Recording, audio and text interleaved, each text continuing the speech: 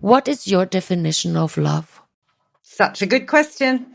Yeah, it may take you a little while to answer. It's very interesting what happens based on my experience. I mean it in a humble way. So 200 people and then additional hundreds of clients of mine. Of course, that's not a world study, right? But you listeners out there in these many countries, ask yourself. And then once you wrote it down on a piece of paper, love is this, love is that, love is this, love is that, then just have a look at it. How well do you display what you wrote down? Or is it more on the heavyweight side that these are my expectations?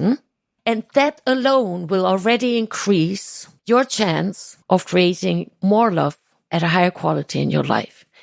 Now, what you can do when you're really courageous, then you ask your partner or family members or children or parents or your friends, what is your definition of love?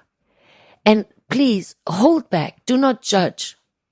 Just be there and listen, learn. You ask a question, you throw it out there, and then all you need to do is listen.